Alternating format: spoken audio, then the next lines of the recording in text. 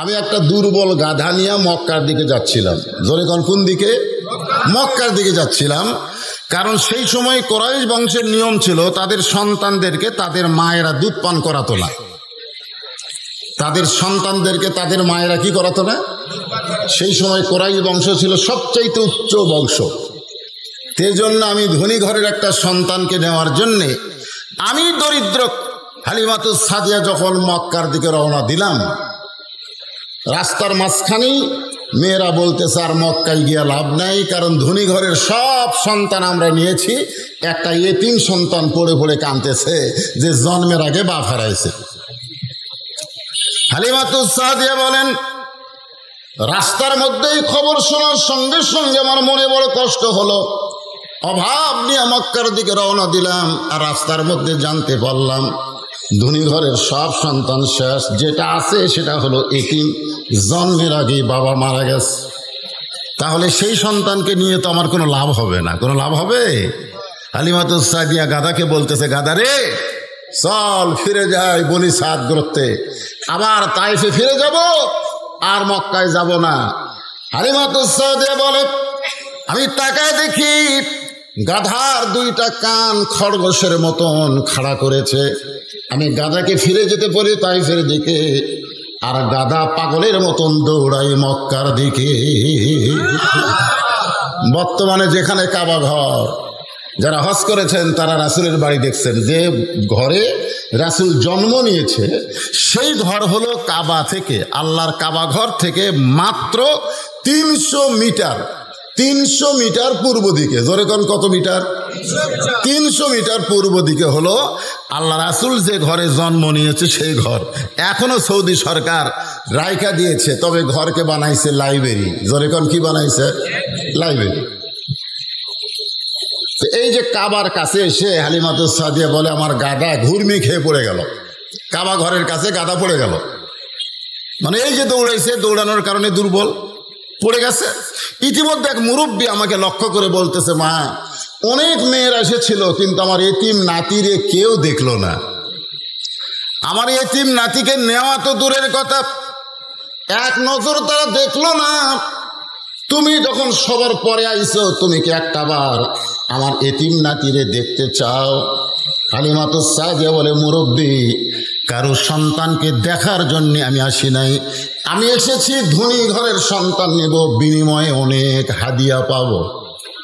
আমি কে সেই তায়েফ থেকে, মক্কা থেকে 70 কিলো দূরে তায়েফ, সেই তায়েফ থেকে কি আমি কারো সন্তান দেখার জন্য আইছি? আপনারা এখন দেখার জন্য না নেওয়ার জন্যে? ধনী ঘরের সন্তান নেওয়ার জন্য আইছি, আর আপনি মুরব্বী কোন একটাবার দেখে যান। হালিমাতুস সাদিয়া বলে, এই মুরব্বীর কথা আমি রাখতে গিয়া ঘরের মধ্যে ঢুকে কেবলমাত্র সন্তানের দিকে তাকাইছি। যেই মাত্র তাকাইছি, সন্তানের চেহারা দেখার সঙ্গে সঙ্গে আমার গোটা কলিজা ভরা সন্তানের মহব্বত। 400 গ্রহ তারা, তারি নূরের ইশারা, নইলে যে অন্ধকারে ডুবিত এই ধরনী। সবাই বলেন নবী মোর পরশমণি, নবী মোর সোনার খনি, নবী নাম ভাবে যেজন সেই তো দোজা হানের ধ্বনি। হালিমাতুস সাদিয়া বলে, এত সুন্দর সন্তানকে দেখার পরে আমি আর চুপ থাকতে পারলাম না। আমি দৌড়ে গিয়া তার মায়ের কোল থেকে সন্তানকে আমার বুকের মধ্যে নিলাম। ওই আল্লাহর শপথ করে বলতেছি, ওই ছোট্ট নবীকে বুকে নেওয়ার সঙ্গে সঙ্গে আল্লাহ আমার দেহের সমস্ত ক্লান্তি দূর করে দিয়েছে। ছোট্ট নবীকে কোলে নিয়ে যদি হালিমাতুস সাদিয়ার দেহের ক্লান্তি দূর হয়, আর সেই নবীকে যদি আদর্শ হিসাবে আমরা গ্রহণ করি, তাহলে আমাদের দুর্বলতা হবে না সবলতা হবে? আল্লাহ কোরআনে বলেছেন, লাকাদ কানা লাকুম ফি রাসূলিল্লাহি উসওয়াতুন হাসানা।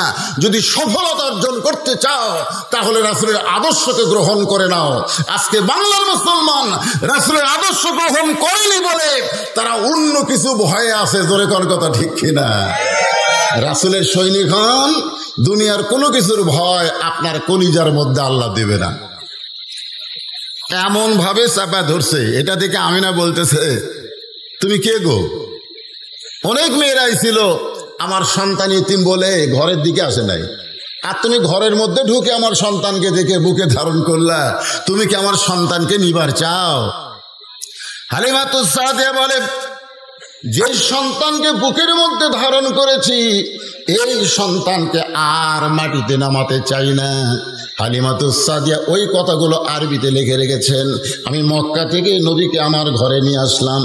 আসার পরে আমার যত অসহায়ত্ব ছিল, আমার যত কষ্ট ছিল, আল্লাহ সব কিছু দূর করে দিয়েছে। তখন কি নবী হয়েছে? না, নবী হয় নাই। তারপরেও ছোট্ট মানুষটাকে নেওয়ার কারণে হালিমাতুস সাদিয়া এত দয়া করেছে। আল্লাহ তাআলা হালিমাতুস সাদিয়ার কবর জিয়ারত করার তৌফিক আমাকে দিয়েছে। জান্নাতুল বাকির মধ্যে মা হালিমার কবর রয়েছে, বলেন সুবহানাল্লাহ। তা হালিমার কবরের পাশে দাঁড়িয়ে আমি বলেছিলাম, আল্লাহ, এ কত বড় সৌভাগ্যবান নারী যে আমার রাসূলকে স্তনের দুগ্ধ পান করাইছে। জোরে কান সুবহানাল্লাহ। নবীজির পিতা আবদুল্লাহ, নবীজির মাতা আমেনা, নবীজির দুধমা। আপনার সবাই খালি নামটা মুখস্থ করার জন্য আমি এই গজলটা শুরু করলাম। আমি যেই বলবো নবীজির দুধমা, জবান খুলে বলবেন হালিমা, বলতে পারবেন না? নবীজির দুধমা, নবীজির রওজা। মাশাআল্লাহ। এখন আসেন, রবিউল আউয়াল চাঁদে আমরা নবীকে কিভাবে গ্রহণ করব, কিভাবে গ্রহণ করা দরকার, আল্লাহ তাআলা পবিত্র কালামুল্লাহ শরীফে বহু জায়গায় এই ঘোষণাগুলো করেছেন। সব জায়গা থেকে আলোচনা করা যাবে না। এই ফাঁকে আমাকে এক ভাই বলেছে, হুজুর, খুব কষ্ট করে অনেক মেয়েরা এসেছে, আপনি যে ওয়াজই করেন মেয়েদেরকে মাইনাস করে ওয়াজ করা যাবে না। আমার আগে আমার বাপজান মা বোনদের কিছু ওয়াজ করছেন, কিছুই করে নাই। ওরা যে বসে আছে ওদের জন্য তো কিছু ওয়াজ করা দরকার, ঠিক কিনা? কারণ বর্তমানে আমাদের বাংলাদেশে অনেক নারীরা মরিয়মের মতন হয়ে গেছে। মরিয়ম বোঝেন? ঈসা আলাইহিস সালাম জন্ম নিছে, আপনারা বলেন তো ঈসা আলাইহিস সালামের বাপকে? কথা কয় না, বাপ আছে? আজকে আমাদের বাংলাদেশে অনেক মেয়েরা বাপ ছাড়াই সন্তান জন্ম দিচ্ছে। যখন কথা ঠিক কিনা? আসলে ওদের বাপকে খোঁজা বার করা দরকার। গত কয়েকদিন আগে একটা জন্ম হয়েছে, সিনেমার নায়িকা বুবলি, ও সন্তান জন্ম দিছে, এখন সবাই চিন্তা করতেছে আর বাপ কে রে। দিন দিন আমাদের মায়েরা স্বাধীনতা চাচ্ছে, পোশাকের স্বাধীনতা, ইচ্ছা মতো তারা পোশাক পরবে। আমার মা বোনদের কথা কোরআনে আছে না নাই? জোরে কোন আছে না নাই? আল্লাহ তাআলা পবিত্র কালামুল্লাহ শরীফে ইরশাদ করেন, অকরনা ফি বুয়ুতিকুন্না ওয়ালা তাবাররাজনা তাবাররুজাল জাহিলিয়াতিল উলা। আমি আজকে নবীর জীবন থেকে আপনাদেরকে আলোচনা শোনাবো, নবীর আদর্শ থেকে। শুনতে রাজি আছেন? কিন্তু সামান্য কিছু সময় আমি মা বোনদের জন্য একটু ওয়াজ করি, সামান্য। ওরা আবার ধৈর্য কম, ও সন্ধ্যার থেকে বসে আছে, একটা বক্তা মা বোনদের ওয়াজ করেনি। আমিও যদি আবার না করি, ওরা হয়তো এই সজাই, আমাদের পক্ষে এক বক্তাও নাই রে। আমার মায়েরা বোনেরা, আপনারাই হলেন তো আসল। আল্লাহ রাসূল বলেছেন, দুনিয়ার সমস্ত দামি সম্পদের মধ্যে সবচাইতে উত্তম সম্পদ হলো ইমরাহাতুস সালেহা, একজন নেককারিনী নারী। জোরে কোন সুবহানাল্লাহ। আমার মায়েরা যদি ভালো হয়ে যায়, মায়ের পেট থেকে সন্তানগুলো কি হবে? ভালো হবে। আজকে যে সন্তানগুলো কোরআনের মাহফিলে বসে আছে, বিশ্বাস করেন এই সন্তানের মাগুলো ভালো ভালো মায়ের সন্তান হিসাবেই তারা এই জান্নাতের বাগানে চান্স পেয়েছে। জোরে কোন সুবহানাল্লাহ। আর যে সন্তানগুলো রাস্তাঘাটে ঘোরাফেরা করতেছে, ওরা যখন মায়ের পেটে ছিল না, মা তখন পেটত নিয়ে গোটা পাড়া ঘুরিছে। ওরা মায়ের পেটের মধ্যেই ঘরণী ব্যারাম পাচ্ছে। জোরে কোন কথা ঠিক কিনা? এরা এই সাইডেও আসবে না, খালি মেলার মধ্যে ঘুরবে আর কাবাব খাবে, চাপ খাবে। আমি তো শুনলাম রসুনের চাপ আছে, চাপ খুঁজতেছে, চাপ। আরে পাগলেরা, কবরের চাপ যদি খাবার না চাও তাহলে জান্নাতের বাগানে একটু সময় দাও। জোরে কোন কথা ঠিক?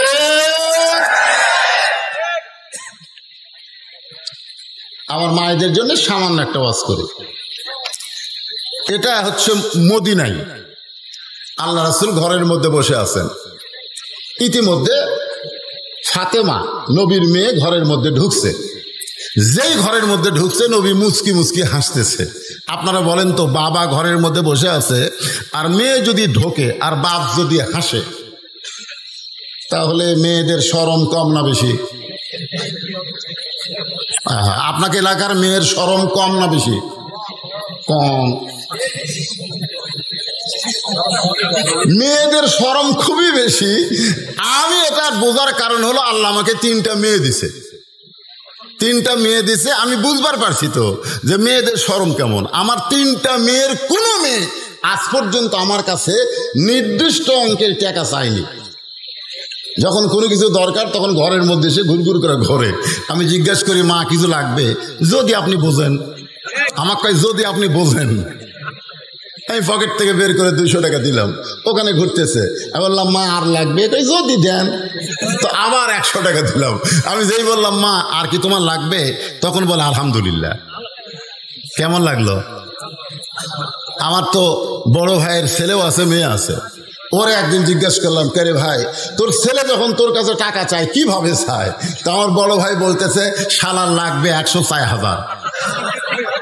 এমন রাগ হয়ে গেছে, ছেলে বলতেছে শালা লাগবে 104,000।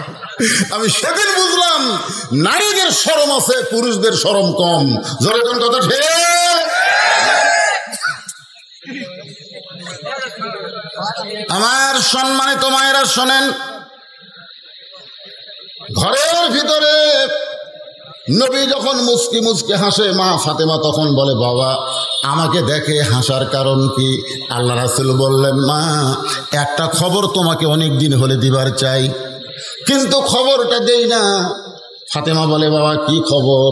বলে, খবরটা হলো আল্লাহ তোমাকে তোমার আমল আখলাক দেখে খাতুনে জান্নাত ডিগ্রি দিয়েছে। আল্লাহ তোমাকে দেখে, তোমার আমল আখলাক দেখে। কি ডিগ্রি? কি ডিগ্রি? খাতুনে জান্নাত, মানে জান্নাতি নারীদের নেত্রী। জান্নাতি নারীদের নেত্রী ডিগ্রি দিয়েছে। এই খবর শোনার সঙ্গে সঙ্গে ফাতেমা আলহামদুলিল্লাহ আল্লাহর শুকর আদায় করে মুচকি মুচকি হাসতেছে। আল্লাহ রাসূল বলে, ফাতেমা তুমি আবার হাসতেছো কেন? ফাতেমা বলে, বাবা আল্লাহ আমাকে এত বড় ডিগ্রি দিয়েছে, তার শুকরিয়াতান আমার জবান থেকে একটু আনন্দ প্রকাশ পায়। জোরে কোন সুবহানাল্লাহ। রাসূল বললেন, ফাতেমা আল্লাহ তোমাকে খাতুনে জান্নাত ডিগ্রি দিলে কি হবে মা? তুমি জান্নাতি নারীদের নেত্রী হলে কি হবে? আল্লাহ তাআলা তোমার আগে একজন নারীকে কিন্তু জান্নাত দিবে। যেই বলছে, আপনারা তো সুবহানাল্লাহ করলেন, আপনারা ওয়াজের তালত পড়ে সুবহানাল্লাহ করছেন, কিন্তু যেই নবী বলেছে আল্লাহ তোমার আগে একজন নারীকে জান্নাত দিবে, তখন ফাতেমার সুবহানাল্লাহ কয় না। রাসূল বলে, ফাতেমা তোমার কি মন খারাপ? বলে, মন খারাপ হওয়ার কারণ হলো আল্লাহ আমাকে খাতুনে জান্নাত ডিগ্রি দিল, আর আমার আগে একটা মেয়েকে জান্নাত দিবে। কোন আমলের কারণে ওই মেয়েটা আমার আগে জান্নাতে যাবে, এটা না বলা পর্যন্ত আমার মনে আর কোনো আনন্দ নাই। আজকে যে মায়েরা পর্দার অন্তরালে বসে আছেন, ফাতেমা কিন্তু জান্নাতি নারীদের নেত্রী, কিন্তু তার আগে একটা মেয়েকে আল্লাহ জান্নাত দিবে আমল করার কারণে। কোন আমলের কারণে? এই আমলটা পুরুষ মানুষের জন্য শোনা দরকার না হলেও নারীদের জন্য শোনা দরকার আছে না নাই? জোরে করে আছে না না? আপনারা চুপটি করে বসে থাকেন। আজকে সে আমলের কথা আপনাকে বলবো, আপনারা ফাতেমার আগে জান্নাতে যাবেন। সুবহানাল্লাহ। আমার মায়েরা বড় কষ্ট করে বসে আছে, এই জন্য কথাটা বললাম। এখন আসেন, আল্লাহ বললেন, হে রাসূল আপনি বলেন, ইন কুনতুম তুহিব্বুনাল্লাহ ফাত্তাবিউনি ইউহিব্বুকুমুল্লাহ। কেউ যদি আমি আল্লাহকে পাবার চায়, তাহলে আপনাকে ইত্তেবা করা ছাড়া, ইত্তেবা মানে কি? অনুসরণ। আবার এই আয়াতের কিন্তু অনেকে তাফসীর করে, কেউ যদি আল্লাহকে পাবার চাও, রাসূলকে বেশি বেশি মহব্বত করো। রাসূলকে যত বেশি মহব্বত করবে আল্লাহ তোমাদের মহব্বত করবেন। এরকম তাফসীর করে না? এরকম তাফসীর করে। আচ্ছা আপনারা বলেন তো, আবু তালেব রাসূলের চাচা, রাসূলকে মহব্বত কম করছে না বেশি করছে? এরপরেও কি জান্নাতে যাবে? কেন যাবে না? কারণ রাসূলকে মহব্বত করেছে, কিন্তু রাসূলকে ইত্তেবা করে নাই। আমাদের এই জিনিসটা বুঝতে হবে, রাসূলকে শুধু মহব্বত করলে হবে না। আমি নবীরে ভালোবাসি, আমি নবীরে ভালোবাসি, কেমনে যাব মদিনায়, তাকায় দেখে প্রত্যেক দিন সকাল বেলা দাড়ি কামাই। যখন কথা ঠিক না, প্রত্যেক দিন সকালে গেলে তেল তেলা হয়, কেমনে যাবে মদিনায়? কে রে তুই মদিনায় যে কি করবি?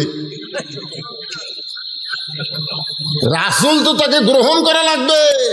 এখানে ইত্তেবা মানে রাসূলকে অনুসরণ করতে হবে, শুধু চেহারায় সুরতে অনুসরণ নয়, আমল আখলাকে রাসূলকে অনুসরণ করা লাগবে। জোরে কোন কথা ঠিক?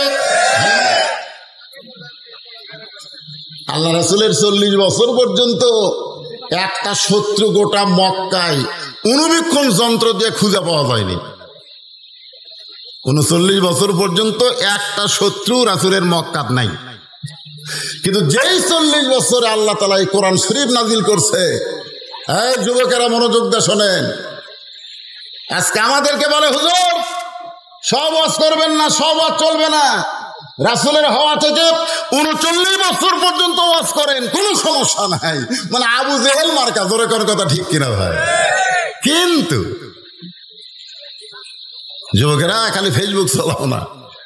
হ্যাঁ হাই রে, 4টা যুবক কোনো জায়গায় বসলে আগে গল্প করতো, তোর বাপ কেমন আছে, তোর মা কেমন আছে। এখন আর কোনো গল্প নাই, খালি ঠেলা ঠেলি, খালি ঠেলা ঠেলি।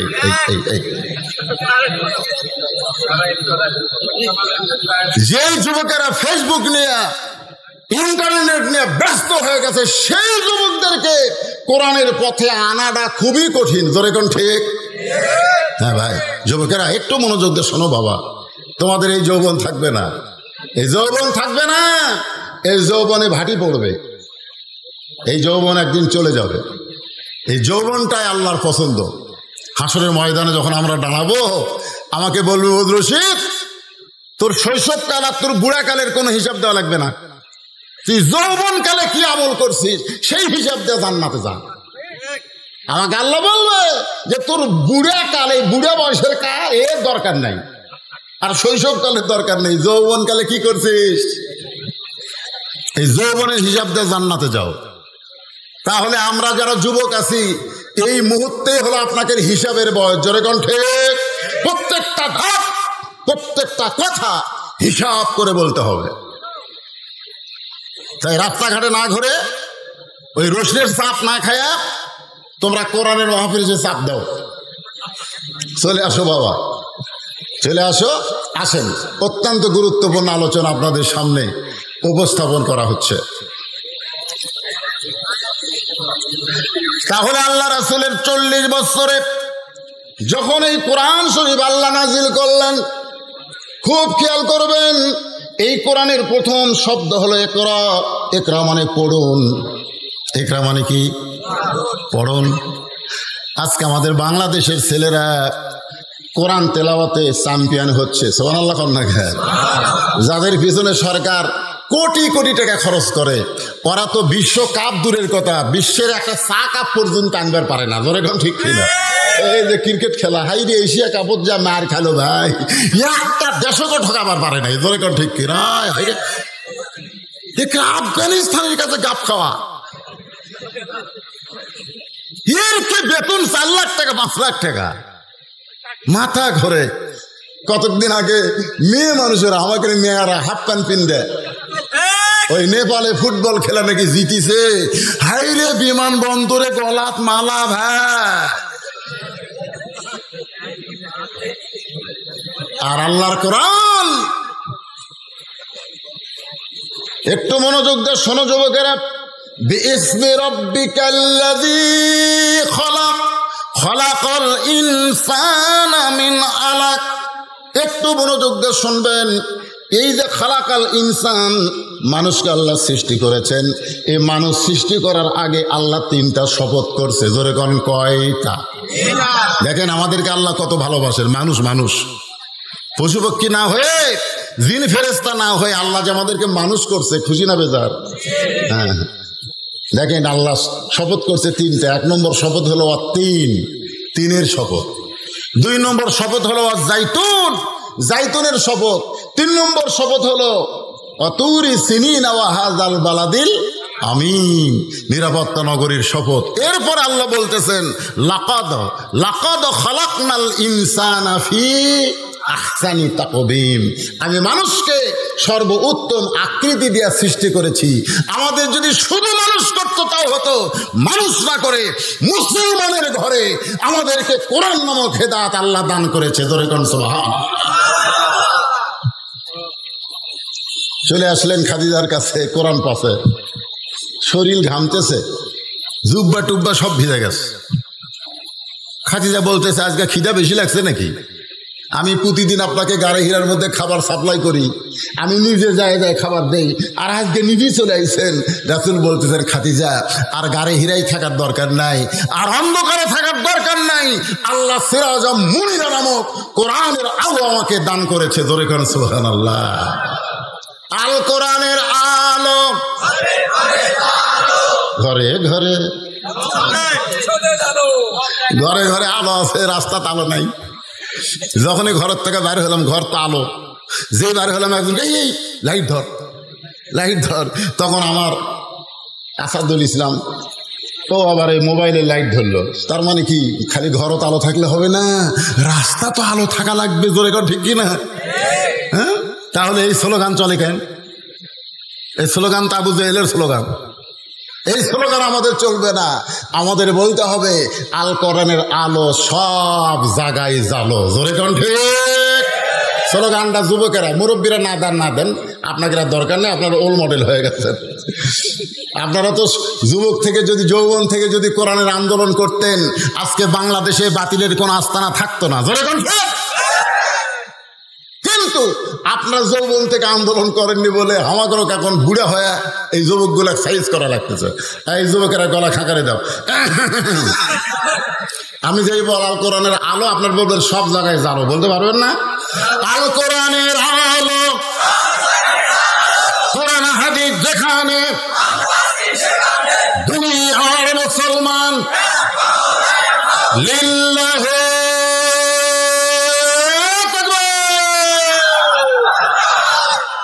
ঘড়ির দিকে তাকে দেখেন, রাত বাজতেছে কত?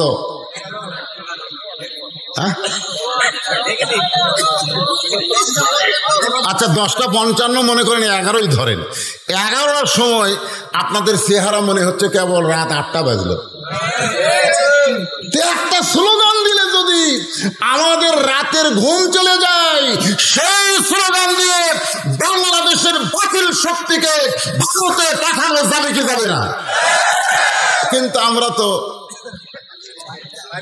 আগে মোবাইল করে, হুজুর থানা থেকে কিন্তু কল হচ্ছে। হ্যাঁ, আসেন আমি রাসূলের জীবনী নিয়ে আল্লাহর কোরআন থেকে আলোচনা করব, কারণ রাসূল মানিত কোরআন। ধরেন ঠিক কিনা? রাসূল যখন দুনিয়া থেকে বিদায় নিলেন, ইতিমধ্যে কতগুলো মহিলা মা আয়েশার কাছে আইছে, এসে বলতেছে উম্মাহাতুল মুমিনিন, আল্লাহ রাসূল সম্পর্কে আমরা একটু জানতে চাই।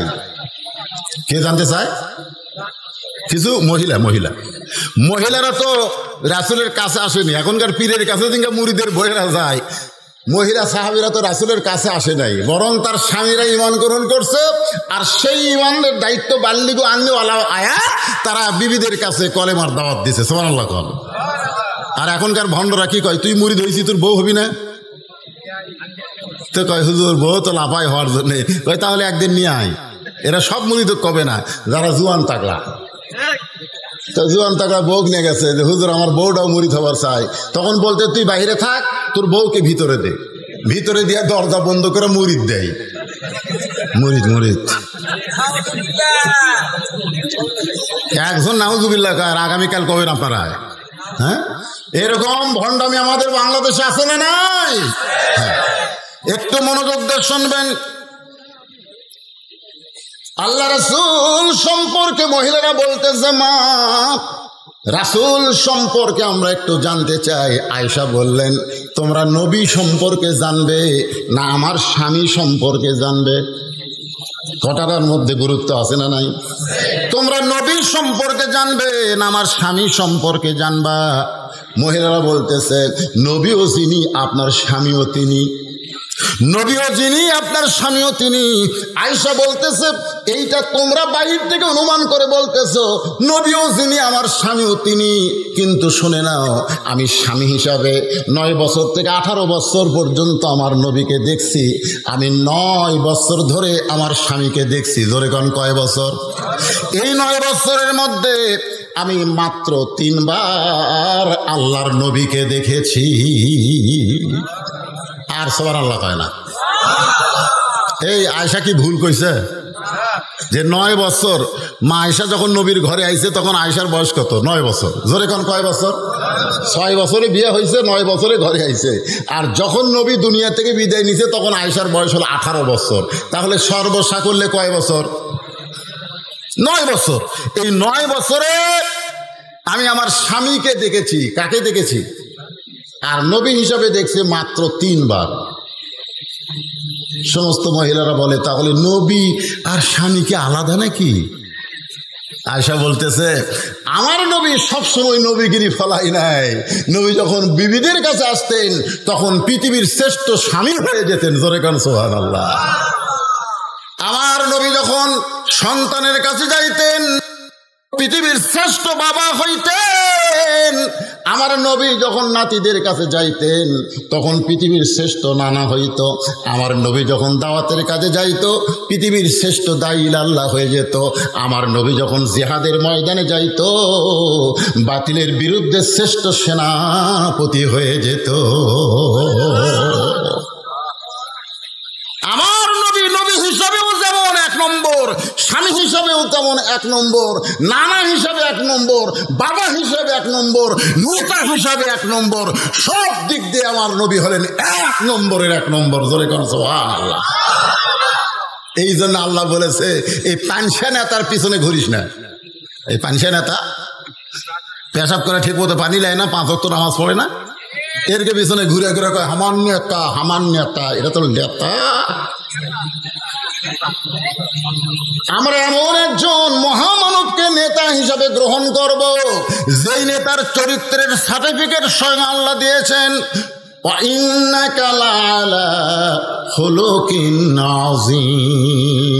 আমার নেতার চরিত্র ফুলের চাইতেও পবিত্র। বিশ্ব নবীর চরিত্র কার চাইতে পবিত্র?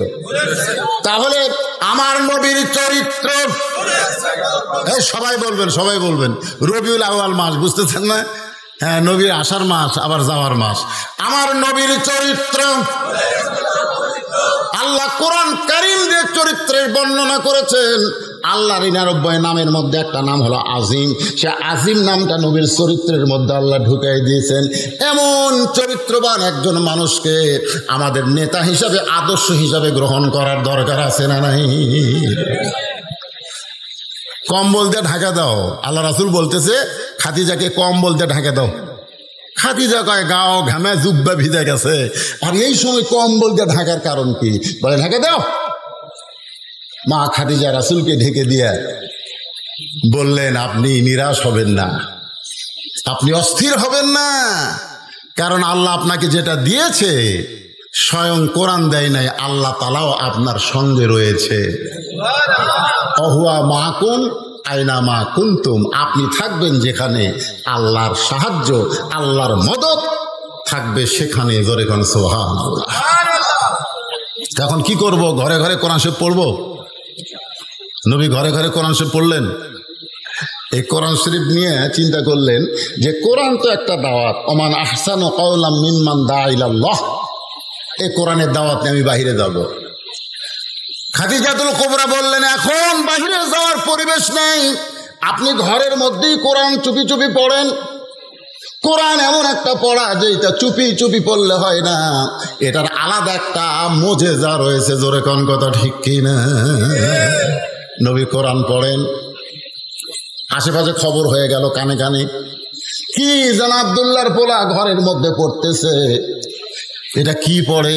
চুপি চুপি শোনার জন্য মক্কার নেতারা দিনের বেলা আসে নাই, রাতের বেলা এসে এমন একটা রাত, যেই রাতে 4 জন নেতা নবীর ঘরের চারিধারে কান লাগায়া লাগায়া শুনতেছে। আল্লাহ নবী তখন আল্লাহর কোরআন পড়তেছে। জোরে কোন সুবহানাল্লাহ। আবু জেহেল মনে করতেছে আমি একলাই শুনছি রে, কেউ শুনে নাই। এই মনে করে যখন নবী কোরআন তেলাওয়াত শেষ করছে, অন্ধকারে যাবার চাইছে। যেই যাবার চাইছে আবু সুফিয়ানের সাথে বাধা গেছে। আবু সুফিয়ান কয়, নেতা আপনি? তুমি? আমি তো কোরআন শুরু করেছি। আমিও তো একই অবস্থা। এই 2 নেতা যখন কথাবার্তা বলতেছে, ইতিমধ্যে উতবা সাহেবা গিয়ে হাজির। আপনারা মুরব্বীরা কি করেন? বলে গভীর রাত্রে কোরআন তেলাওয়াত শুনলাম। আমরাও শুনছি।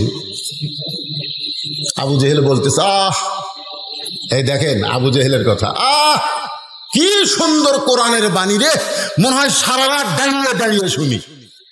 সুবহানাল্লাহ কবেন না? আবু জেহেলের মতন কাট্টা কাফের বলতেছে কি সুন্দর কোরআনের বাণী, মনে হয় সারা রাত দাঁড়িয়ে দাঁড়িয়ে শুনি। এই যে দেখেন দাঁড়িয়ে দাঁড়িয়ে শুনতেছে। জোরে কোন ঠিক কিনা? তাই বলে মনে করো না যে তোমরা আবু জেহেল, তা না। মানে কোরআনের এমন একটা আকর্ষণ যে রাত পড়ে যাচ্ছে, ওরা জানলার কাছে দাঁড়িয়ে দাঁড়িয়ে শুনতেছে। আবু সুফিয়ান কাফেরদের মধ্যে সবচাইতে বেশি চালাক। এই জন্য আবু সুফিয়ান ছিল আবু জেহেলের উকিল। উকিল বোঝেন? উকিল। আবু সুফিয়ান বলতেছে যে ঘরের মধ্যে তো পড়তেছে, আমরা চোরের মতন শুনতেছি। এ কোরআন নিয়ে যদি বাইরে আসে, মানে পড়তে পড়তে কোরআন নিয়ে যদি বাহিরে আসে, তাহলে খবর কি? আবু জেহেল বলতেছে, আবু সুফিয়ান খবরদার এই কথা বলিস না। কোরআন বাহিরে আসলে আমাদের মতন ভুয়া নেতাদের নেতৃত্ব আর সমাজে চলবে না।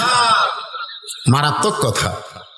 কোরআন যদি বাহিরে আসে, বাংলাদেশে যারা আবু জেহেলের দোসর, ওই ভুয়া নেতাদের নেতৃত্ব 90% মুসলমানের দেশে চলবে না। জোরে কথা ঠিক? আল্লাহ রাসূল 13 বছর এই কোরআনের দাওয়াত দিলেন। 13 বছরে মুসলমানের সংখ্যা হলো 319 জন। কোন কিতাবে লিখছে মাত্র 320 জন। 13 বছর মুসলমানের সংখ্যা কত? আপনারা একটু হোহা করেন না কেন বাবা? 320 জন 13 বছরে। মক্কার ইসলামের সাইজটা দেখেন। মক্কার ইসলামটা কত দুর্বল ইসলাম যে 13 বছরে 320 জন মুসলমান হয়েছে। তার মধ্যে 18 জনকে ওরা পিটাই মারিছে। তার মধ্যে 18 জনকে কি করে মারছে? পিটা মারছে। জিনকে সুমাইয়াক মারছে, ইয়াসারক মারছে। এইরকম 18 জন সাহাবীকে তারা পিটা মারিছে, মানুষের সামনে পিটা মারিছে। এখন যেরকম বাংলাদেশে পিটাই মারতেছে লগি বইটা দিয়ে। জোরে কর কথা ঠিক কিনা? বুঝেন না?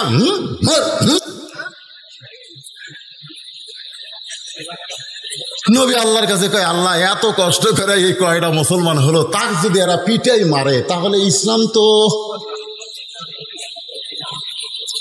ইসলামের অবস্থাটা কি হবে? আল্লাহ বলেন, হাবিব, ইসলামের যদি বিজয় চান তাহলে আবু জেহেলকে নেতা মেনে আপনি ইমাম হলে চলবে না। এমন একটা জায়গায় আপনাকে আমি পাঠাবো যেখানে আপনি ইমামও হবেন আবার নেতাও হবে। মক্কায় নেতা হচ্ছে আবু জেহেল, রাসূল হচ্ছে ইমাম। এর জন্য ইসলামের বিজয় নেই। আমাদের বাংলাদেশে আমরা হলাম ইমাম, আর নেতা কারা? কথা কয় না, কথা কয় না। সব কিছুর বেতন বাড়ে, কিন্তু আমাদের ইমামের বেতন বাড়ে না।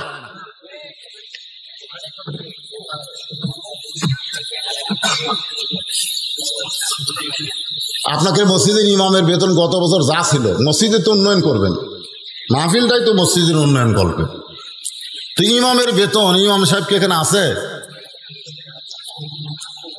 না, ইমামক দাওয়াত দেননি আপনারা? কুটি ইমাম বারে ঘুম পাড়তেছে নাকি? কোনটা ইমাম? হাত তোলো তো বাবা। মাশাআল্লাহ, খুব সারি লাগে আমাদের। তো ইমামের বেতন গত বছর ছিল ৮৬ টাকা কেজি সয়াবিন তেল, এবছর তো ২০০ টাকা লাগছে। আপনারা কি বেতন সেই হিসাবে বাড়াচ্ছেন? এই শোনেন, কথা শোনেন, বাজারে গোস্তের দাম বাড়লো, মাছের দাম বাড়লো, ডালের দাম বাড়লো, তেলের দাম বাড়লো, ইমামের বেতন বাড়লো না। ওই ইমামের পিছনে একটা দাম মাকরু হবে, মাকরু। ইমামের বেতন বাড়ানোর দরকার আছে না? দরকার আছে না? যার পিছনে আপনারা ইক্তেদা করতেছেন সেই ইমামটা এত দুর্বল, কারণ ইমাম নেতা হবার পারে নাই। নেতা আছে আবু জেহেল, যার কারণে 13 বছরে মুসলমান হলো 320 জন। আল্লাহ দেখলেন এভাবে পিটন খাওয়ালে হবে না, পিটন দেওয়ারও একটা ব্যবস্থা করা লাগবে। জোরে কোন ঠিক কিনা? গভীর রাত্রে খুব খেয়াল করবেন, ইসলামের বিজয় কিন্তু দিনে হয় নাই, গভীর রাত্রে আমার আল্লাহ তাআলা নবীকে মক্কা থেকে মদিনায় হিজরতের অর্ডার করলেন। সুবহানাল্লাহ বলেন। নবী গভীর রাত্রে মক্কা থেকে মদিনায় হিজরত করলেন। হিজরতের বহু কাহিনী, আমি সেই কাহিনী বলতেছি না, আমি শুধু বলবো রবিউল আউয়াল মাসে আমার নবীকে গ্রহণ করতে হলে আমাদের কদ্দূর পর্যন্ত একটু আলোচনা শোনা দরকার। আপনারা কি বিরক্ত হচ্ছেন? তো মাহফিল কমিটি কি বিরক্ত হলো নাকি? তাই আমাকে বলছে হুজুর চাদর দিতে হবে, সেটা এখনো দিব না? না, অনেকের চিন্তা ভাবনা যে হুজুর যে ওয়াজ শুরু করছে, হুজুর ওয়াজ করতে করতে ফজর হয়, আর লোকজন 2-1 উঠে উঠে যদি সব চলে যায়, তা আমাদের কি হবে? আপনারা আমাকে চিনেন না। এবার আপনাকে মান্দা থানায় আমার কত বার জানেন? চিনেন বলেই তো এত দাওয়াত দিচ্ছেন। আমি কোনো জায়গা তো ওয়াজ থুয়ে যাই না, যতক্ষণ আপনারা সামনে বসে থাকবেন ওয়াজ আমি কমপ্লিট করে যাই। জোরে কোন কথা কন না কেন? তেনাদের মধ্যে যখন একটা ব্যারামই ঢুকছে, যে চাদরের ব্যারাম, এই ব্যারামটা 5 মিনিটের মধ্যে তোমরা ছাড়ো। তোমাদের ব্যারামটা ছেড়ে দিয়ে আমি আল্লাহর বান্দাদেরকে ফ্রেশ ওয়াজ করবো। মা বোনদের জন্য তো কাল রাখা দিছি এমন এক জায়গা, মনে আছে না? বলে গেছেন। হ্যাঁ, ওটা আবার ওর শোনার লাগবে। আমি কোনো ওয়াজ ভুলি না, আল্লাহ ভুলাই না, সব আলোচনা হবে। এই চাদর পাটিরা কোথায় গেল? ভিতরে ঢোকো, ব্যাগ না ঢোকে। হ্যাঁ দেন, যা খুঁজে একজন ওঠেন না। আপনি মসজিদে দিবেন না, ওঠেন না। আপনি যদি না দেন আল্লাহর ঘর কি ভাঙে যাবে? আর আপনি দিলে আল্লাহ আপনাকে একটা জান্নাতে ঘর বানায় দিবে। জান্নাতে আল্লাহ আপনাকে একটা ঘর বানায় দিবে। আপনি যা পারবেন, 10 পারেন, 20 পারেন, 50 পারেন, 100 পারেন, এই ব্যাগের মধ্যে দিয়ে দেন, আল্লাহর রাস্তায় দিয়ে দেন। মেয়েদের মধ্যেও কত আছে বাবা? মেহেদি ভাটার, আর কিছু হলে হতে পারে। মেহেদি ভাটার মালিক আল্লাহর ঘর মসজিদের জন্য 5,000 টাকা পাঠাই দিয়েছে। মেহেদিকে আইছে না পাঠাই দিছে? আপনারা, আমি অনুরোধ করতেছি, ওঠেন না। সুন্দর মাহফিলের সৌন্দর্য নষ্ট করেন না। আপনারা উঠে যায় দিলে মাহফিলের সৌন্দর্য নষ্ট হয়। আল্লাহ তাআলা আপনাদের মরার আগে চেহারা অসুন্দর করে দেবে। ওঠেন না। কি জন্য উঠবেন? বসে আসলেন তো। ব্যাগে টাকা দেওয়ার মন চাই, দেন, না দেন, কিন্তু উঠেন না। সুন্দর আলোচনা, নবী রবিউল আউয়াল মাসের মহব্বতের কথা হবে, একটু মনোযোগ দিয়ে কথাগুলো শোনেন।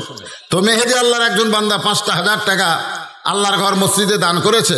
সে ভাটার ব্যবসা করে। আমি ভাইয়ের কাছে বলবো 1,000 ইট এই মসজিদে আপনি দিবেন, আল্লাহ আপনার সব ইটগুলো 1 নম্বর করে দেবেন। সবাই বলে আল্লাহুম্মা আমিন। আমি মেহেদি ভাইকে বলতেছি, যদি থাকেন, আপনি তো 5,000 টাকা দিচ্ছেনই, আর 1,000 ইট দিবেন ইনশাল্লাহ। একটু জিকির করেন লা ইলাহা ইল্লাল্লাহ। চাদরের আদায় কমপ্লিট, ওই যে আপনার ব্যাগের আদায় কমপ্লিট, আবার আলোচনা শুরু। এই ফাঁক যে হলো, এই ফাঁকটা আপনার জমে বসেন আর জিকির করেন। যারা গেছে চলে গেছে, অসুবিধা নেই। আর যারা ডানে আছে, এই ফাঁকে তোমরা বসো বাবা, জিকির করেন আর সামনে আসেন। লা ইলাহা ইল্লাল্লাহ, লা ইলাহা ইল্লাল্লাহ, লা ইলাহা ইল্লাল্লাহ, লা ইলাহা ইল্লাল্লাহ, লা ইলাহা ইল্লাল্লাহ, লা ইলাহা। মা বোনদের মধ্যে যারা গেছে, আমার মায়েরা আল্লাহর রাস্তায় দান করবেন। আল্লাহ নবী বললেন, ফাতেমা কোন আমলের কারণে ওই মেয়েটা তোমার আগে জান্নাতে যাবে? তুমি যদি শুনবার চাও, মা ফাতেমা শুনতে চায়, আমার মা বোনদের জন্য বলবো, মা আপনারা মন খারাপ করেন না, কারণ আপনাদের আলোচনা না করলে আপনাদের পেট থেকে ভালো সন্তান আশা করা যায় না। জোরে কোন ঠিক? এই জন্য মা বোনদের তো আমল বেশি না রে ভাই। আল্লাহ রাসূল বলেছে মেয়েরা মাত্র 4টা আমল করবে। ফাঁকা জায়গাগুলো পুরো করে বসলে কি হয়? যারা দাঁড়িয়ে আছেন এই সুযোগ আপনারা বসেন, যারা গেছে চলে গেছে। ধানের থিবে সবগুলো কি ধান? কি সবগুলো কি ধান? ধান তো না, সিটা আছে, সিটা আছে। সিটা নিয়ে আপনি কি করবেন? বাতাস দেওয়া লাগবে। এ ব্যাগ দিছে মানে বাতাস দিছি, বাতাস দেওয়াতে সিটাগুলো সব উঠে গেছে, এখন ধানগুলো সব আছে। তো ধানগুলো একটু জমে জমে বসেন, যদি যেখানে কাদা আছে কাদা বাদ দিয়ে একটু জমে জমে বসেন, মাঝখানে যেন শয়তান বসার চান্স না পায়। আমরা গত 2 বছর ওয়াজ করে শান্তি পাইনি, এই করোনার কারণে বলতে পারিনি চাপা বসেন চাপা বসেন, কারণ করোনার আমাদের ফাঁক করে দিয়েছিল। জোরে কোন ঠিক কিনা? ফাঁকন ফাঁকন। কিন্তু আর কি করোনা আছে? এই জন্য এখন চাপা বসেন, চাপা বসেন। আর রবিউল আউয়াল মাসের নবী সম্পর্কে, কোরআন সম্পর্কে মহিলারা প্রশ্ন করেছে আয়েশাকে।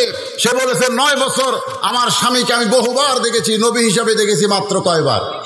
3 বার। মহিলারা বলতেছে আজকে স্বামী সম্পর্কে আমরা শুনবো না, আপনি যে 3 বার নবী দেখলেন, কেমনে দেখলেন, দেখার সাইজটা কিরকম, এই 3 বার নবী সম্পর্কে আমরা শুনতে চাই। আপনারা শুনবেন না ভাইজান? হ্যাঁ। এই আদায় আর হয়নি, সব ব্যাগ আলা চলে এলো, একলা মাঝখানে কি করে রে? এইদিকে আদায় হয়েছে, ব্যাগের আদায় হয়েছে।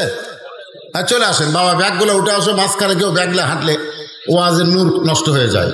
একটু মহব্বত না জিকির করেন, লা ইলাহা ইল্লাল্লাহ, লা ইলাহা ইল্লাল্লাহ, লা ইলাহা ইল্লাল্লাহ, লা ইলাহা ইল্লাল্লাহ, লা ইলাহা ইল্লাল্লাহ, লা ইলাহা ইল্লাল্লাহ, লা ইলাহা, লা ইলাহা ইল্লাল্লাহু মুহাম্মাদুর রাসূলুল্লাহ সাল্লাল্লাহু আলাইহি সাল্লাম।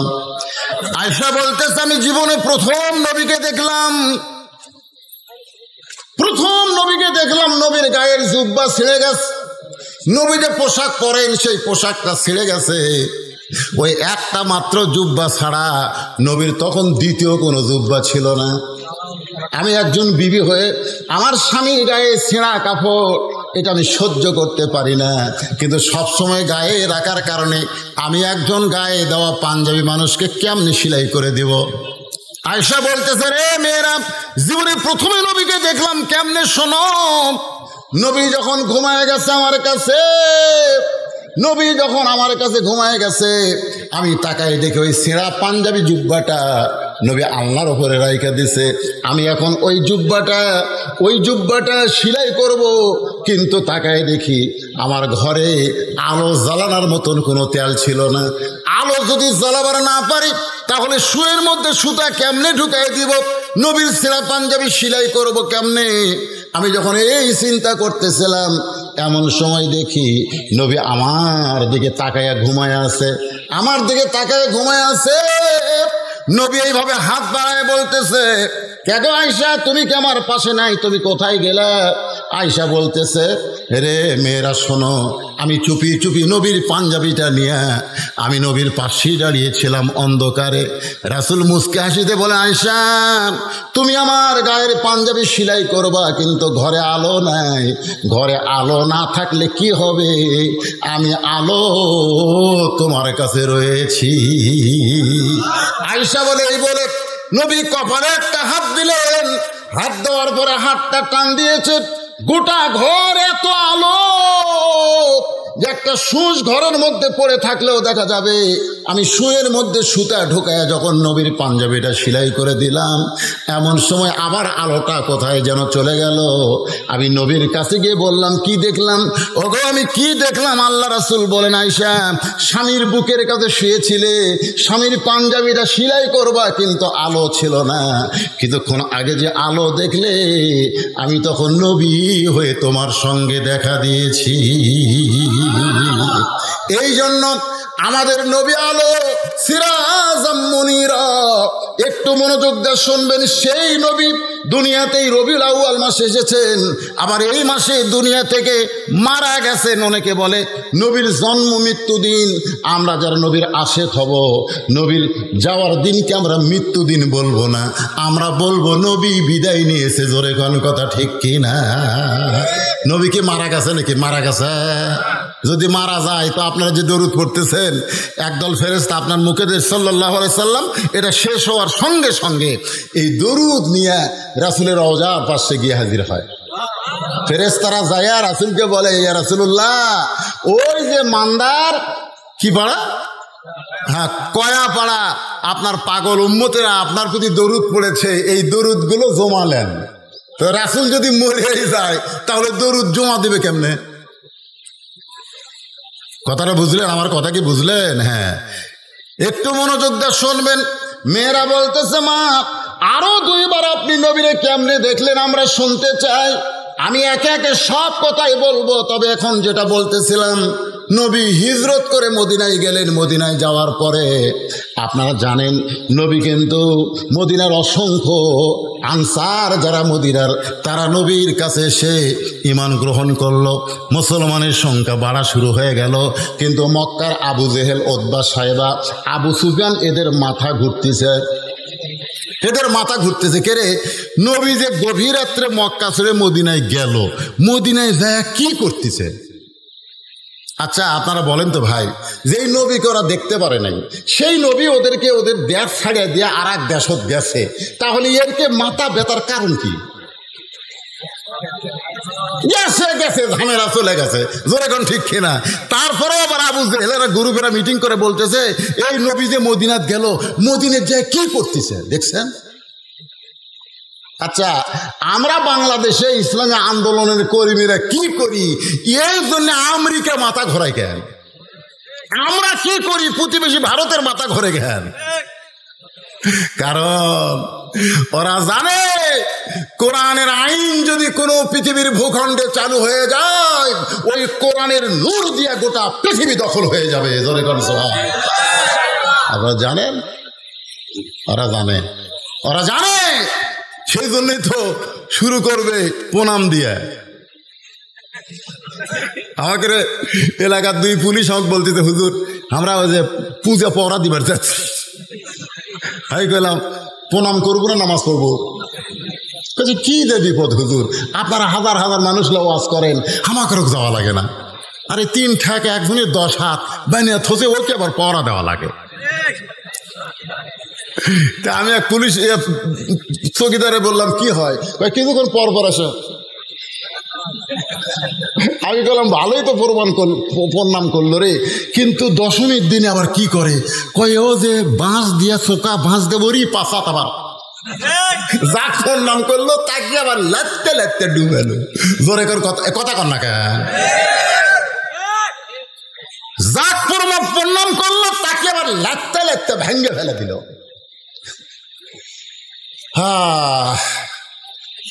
ওরকে মাথা ঘরে কেন জানেন? ওরকে মাথা ঘরে এই কারণে যে কোরআনের রাষ্ট্র যদি বাংলাদেশে চালু হয়ে যায়, খবর আছে না নাই? জোরে কেন আছে না নাই? গোটা পৃথিবীর সমস্ত মিডিয়া বাংলাদেশের ইসলামী আন্দোলনের দিকে তাক করে রাখছে। আবু জেহেল, উতবা, সাইবারা চিন্তায় পড়ে গেল যে গভীর রাত্রে মক্কা ছেড়ে মদিনায় গেল, ওখানে দেখে ঘুম পাড়তেছে, একটু খবর লাগাও কি করতেছে নবী। সাহাবেদের নিয়ে নামাজ কায়েম করলেন, সুবহানাল্লাহ বলেন। মক্কাত কিন্তু নামাজ পাশে, নবুয়তের 10ম বৎসরে মেরাজ হয়েছে, রাসূল নামাজ পাশে 5 ওয়াক্ত, কিন্তু নামাজের কায়েম কিন্তু মক্কাত হয়নি। আমাদের বাংলাদেশেও নামাজ কায়েম কোনোদিন হবি না যতদিন আবু জেহেল নেতা থাকবি। জোরে কোন কথা ঠিক করে? কোনোদিন হবে না। যতই মসজিদ বানান নামাজ কায়েম হবি না। খালি কয় হুজুর দোতলা করা লাগবে, দোতলা করা লাগবে। কেন দোতলা কেন? হুজুর এত মুসল্লি ধরে না তো, এই জন্য 1 তালা থেকে 2 তালা। আমি কইলাম ফজরের খবর কি? কয় 1 কাতারে হয় না। জোহরের খবর কি? কয় কোনো মতে 1 কাতার। আসরের খবর কি? কয় ফজরের মতোই। মাগরিবের খবর কি? 1.5 কাতার হয় হুজুর। এশার খবর কি? কয় ফজরটা এশাও তাই। তো মসজিদের মধ্যে কয় কাতার আছে? কয় 9 কাতার। তো 9 কাতারে এখনো 2 কাতারে হয়নি, তাহলে দোতলা করবে কেন? তখন একজন সাইড থেকে বলছে যে হুজুর দোতলা করার কারণ হলো ওই যে জুমার দিনে সবার শেষে আগে দেয়, ওই শালাকের জন্য দোতলা করা লাগতেছে। ওই শালা, ওরা কিন্তু মুসল্লি না, ওরা হলো শালা। ধরে কোন ওরা কি? আরে ওই তো শালা কইছে। আল্লাহ কোরআনে বলেছে ফাওয়াইলুল লিল মুসাল্লিন, এরা নামাজি নয়, এরা নামাজের নামে ঠাট্টাকারী। ধরে কোন কথা ঠিক কিনা? আমাদের বাংলাদেশে নামাজ কায়েম হবে না। 2-4 জন বুড়া ভাঙ্গা চূড়া মসজিদে যায় সিয়াল নিয়ে, ওই গোটা মান্দা ঘুরে ঘুরে বাজার করে। ওই মান্দা ব্রিজ থেকে হাঁটে হাঁটে রিক্সা ভাড়ার ভয়ে বাড়িতে আসে, আর মসজিদে ঢুকে কয় আমার সিয়ার কুটি রে, ওর সিয়ার কুটি রে। যে মেশিন সবসময় চলে না, হঠাৎ 2 বছর পর যদি মেশিন চলাবার জানি চলবি, ওর বল বিয়ারিং সব জাম মারছে। ওই যৌবনকালে নামাজ পড়েনি, ওর হাঁটুর বিয়ারিং টিয়ারিং সব জাম মারছে। ওই জাম মারার কারণে সিয়ার ধরছে। সিয়ার বার করতেন, সিয়ার একটাও থ চলবি না মসজিদে। কি মন খারাপ করতেছে? আল্লাহ রাসূল আসরের নামাজের পর সাহাবীর দিকে মুখ ঘুরাইছেন। একটু মদিনার কথা শোনেন, আমার নবীর জীবনী শোনেন। আসরের নামাজের পরে সাহাবীর দিকে মুখ ঘুরাইছেন। সমস্ত সাহাবীদের নিয়ে নবী আলোচনা করতেছেন, সাহাবীরা শুনতেছেন। এমন সময় ফেরেশতা জিবরাইল হাজির। সুবহানাল্লাহ। ফেরেশতা জিবরাইল এসে বলতেছে, ইয়া আইয়ুহান নাবিয়্যু হাযিল মুমিনিনা আলাল কিতাল। আল্লাহু আকবার বলেন না। নবী গো, খালি নামাজের ওয়াজ, রোজার ওয়াজ, তাসবিহ তাহলিলের ওয়াজ করলে হবে না। আপনি কি জানেন যে আপনি মক্কা ছেড়ে মদিনায় হিজরত করেছেন? মক্কার কাফেররা বসে নাই, যে কোনো সময় এরা মদিনা আক্রমণ করতে পারে। আর মদিনা যদি আক্রমণ করে, আপনি দোয়া দিয়ে, দরুদ দিয়ে, নামাজ দিয়ে, রোজা দিয়ে আপনি মদিনা বাঁচাবার পারবেন না। মদিনা বাঁচাতে হলে এদেরকে স্ট্যান্ডিং আর্মির মতন গড়ে তুলতে হবে। ওই কাফের বেঈমানদের বিরুদ্ধে লড়াই করতে হবে।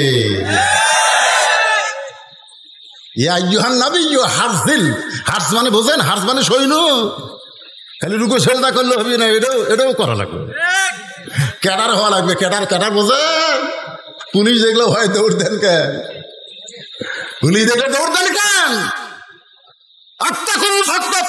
আল্লাহর ভয় যথাযথ কলিজার মধ্যে থাকলে মুসলমান আজরাইলকে ভয় করে না। জোরে কোন কথা ঠিক কিনা?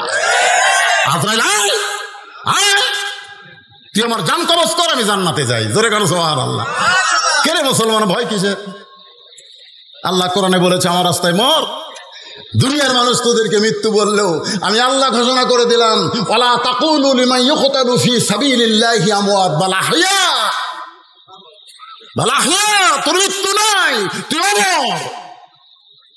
দুনিয়ার মানুষ তোকে কবরে রাখবে, আর আমি আল্লাহ জান্নাত থেকে তোর কবরে রিজিক পৌঁছে দিব। তোর কাছে সুবহানাল্লাহ। যদি কবরে থাকতে ভালো না লাগে, তোর জন্য ইল্লিন নামক জান্নাতের বাগান বানাই রাখছে। মুসলমান পিছন দিকে পালাবে না, মুসলমান সৈন্য হয়ে সামনের দিকে যাবে, বাতিল পালিয়ে যাবে। জনগণ কথা ঠিক কিনা? মাত্র 8 বছরে মদিনা থেকে নবী 10,000 সাহাবী নিয়ে মক্কার দিকে রওনা দিলেন। যুদ্ধ না, খালি হেঁটে হেঁটে আসতেছে, খালি হেঁটে হেঁটে আসতেছে। 2-1 ঘোড়া চড়িছে। ওই যে ধুলে দেখে মক্কার কাফেরা কয় লুকাও রে। হায় হায় হায় হায়, এতদিন পর হাজার হাজার লক্ষ লক্ষ মুসলমান মক্কার দিকে আসতেছে, আর ঘর বাড়ি থাকা যাবে না, লুকাও। সুবহানাল্লাহ কবেন না? আবু বকর খালি নবীর মুখের দিকে তাকায়। রাসূল বলে, আবু বকর কি দেখো? বলে, হুজুর গাড়ে সুরের মধ্যে লুকাইছিলাম হুজুর, ওরা আমাকে আপনার খুঁজিছে হুজুর। আমি করে বলছি আল্লাহ আমার নবীকে যেন কাফেররা ধরবার না পারে। আজকে হাজার হাজার মুসলমান যখন মক্কার দিকে যায়, ওরা কোন জায়গাত লুকায় হুজুর, কোন জায়গাত লুকায়। আল্লাহ তাআলা সূরা নাজিল করলেন, সূরা নাসর। যারা পারেন আমার সঙ্গে তারা পড়েন, ইজা জা নাসরুল্লাহি ওয়াল ورأيت الناس يدخلون في دين الله أفواجا فسبح بحمد ربك واستغفر إنه كان توابا لله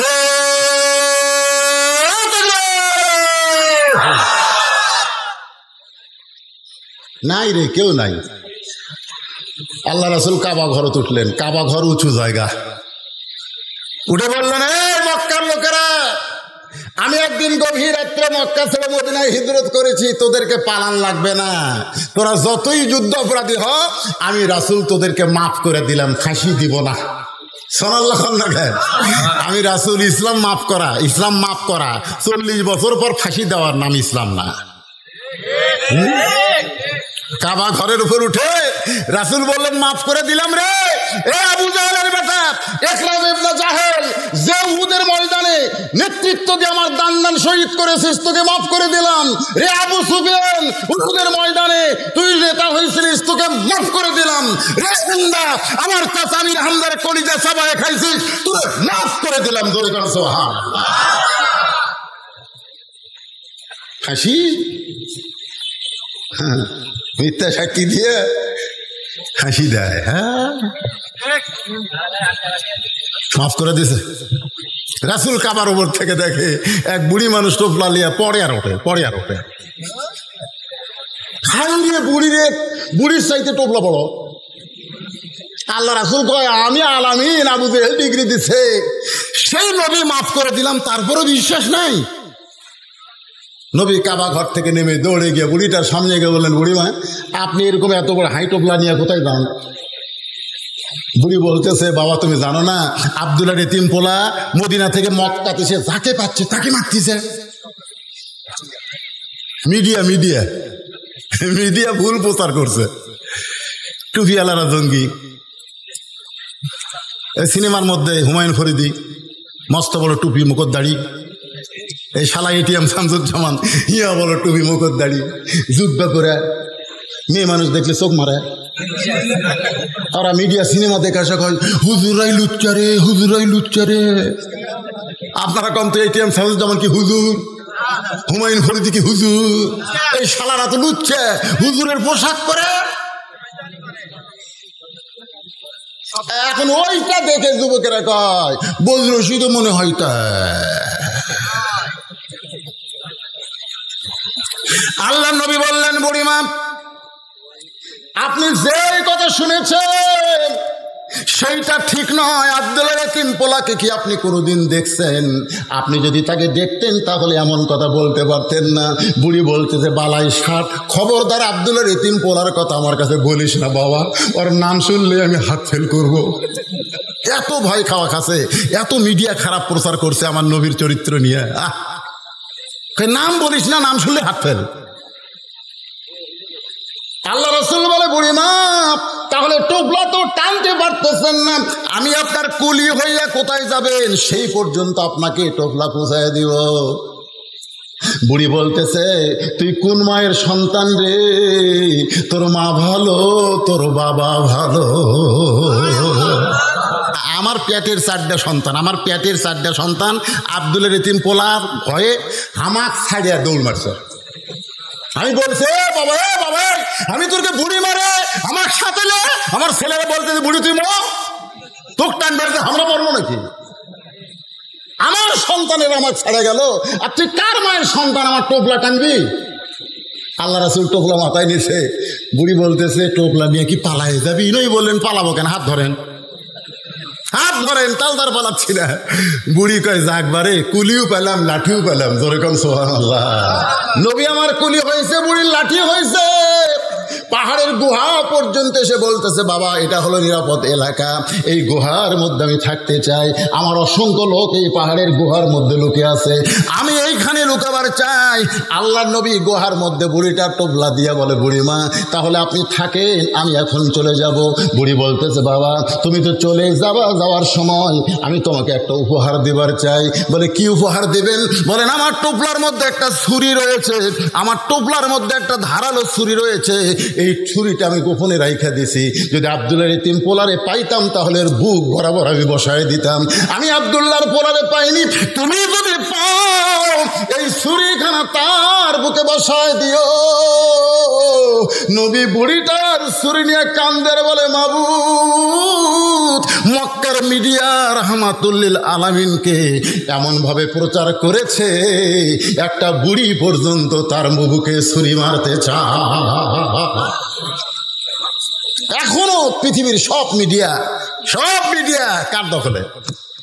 ওই ইহুদি খ্রিস্টান হিন্দুকের দখলে। জোরে করে কথা কর না কেন? এখন কিছু মিডিয়া আমাকে ওয়াজে যে রেকর্ড করতেছে, হ্যাঁ, এর জন্য দোয়া করার দরকার আছে না নাই? এরা কোনো গানের অনুষ্ঠানে যায় না, এরা বক্তাকে খুঁজে খুঁজে বক্তার ওয়াজগুলো এরকম মিডিয়ায় ছাড়তেছে, যার কারণে বদরশিদে আজকে বাংলার লোক দেখতেছে। আমাদের বাংলাদেশের লোকেরা লন্ডন যারা আছে, আমেরিকা যারা আছে, ব্রিটেন ফ্রান্সে যারা আছে, সৌদি আরব দুবাই যারা আছে, তারা কিন্তু আমার ওয়াজ দেখতেছে। জোরে কোন কথা ঠিক কথা কণ্ঠে। তাহলে মোটামুটি এই মিডিয়াটা আছে, কিন্তু পেপার টেপার যা আছে ওরা মাত্র 4 জন মেয়ে মানুষ বারে দাদির মতন গামছা কাজ দিছে ঢাকা ভার্সিটি। কয়জন? 4 জন মেয়ে মানুষ বলতেছে ওরা পোশাকের স্বাধীনতা চাই। 40টা মিডিয়ামকে ধরে আসছে, ওইটা আবার বিশা স্পেশাল ভাবে টেলিভিশনে খবর করতেছে। 4 জন ন্যাংটা মেয়ের খবর টিভি দেয়, আর আমার মতন বক্তা হাজার হাজার মানুষ ওয়াজ করে। এই খবর কোনোদিন বাংলার মিডিয়া দেখায় না। ধরে কোন কথা ঠিক? কথা বল না কেন?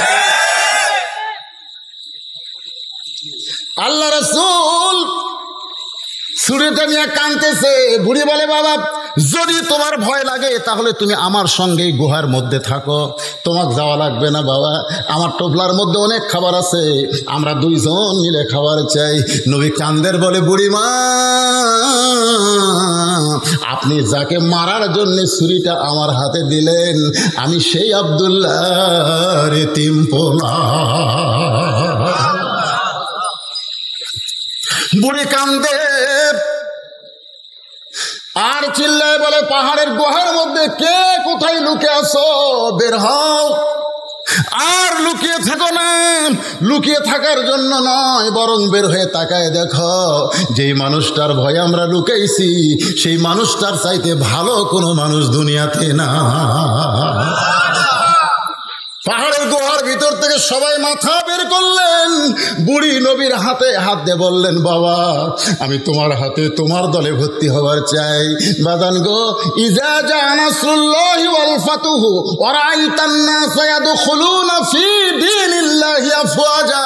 ওই পাহাড়ের হাজার হাজার কাফেরেরা আল্লাহর নবীর হাতে হাত দিয়ে মুসলমান হয়ে গেল।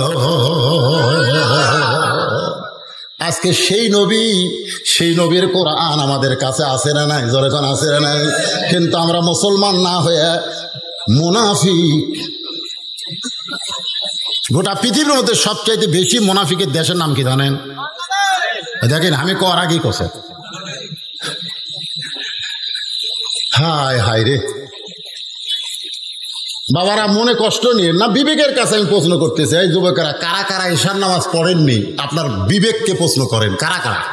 হাত তোলেন না, হাত তোলার দরকার নেই। যারা যারা ঈশার নামাজ পড়েননি, আপনি বিবেককে প্রশ্ন করেন। বিবেক তো সবচাইতে বড় আদালত। জোরে কোন ঠিক কিনা?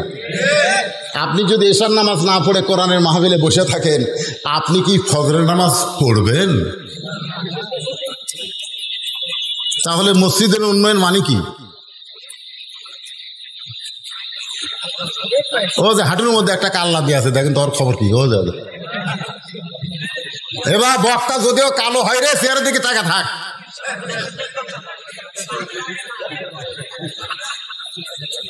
কি ভাল লাগতেছে না? তাকায় থাকেন। আমার মা বোনদের জন্য 4টে লাইন ওয়াজ করার দরকার আছে না নাই? আবার ওরা যাবে আর কবে, হুজুর আমাকে লাইন তুলে দিয়ে আর ওয়াজ করলো না। এই জন্য আপনারা একটু ধৈর্য ধরেন। আপনাকে অনেক ওয়াজ শুনলাম, এখন মা বোনদের জন্য 5টা মিনিট বলবো।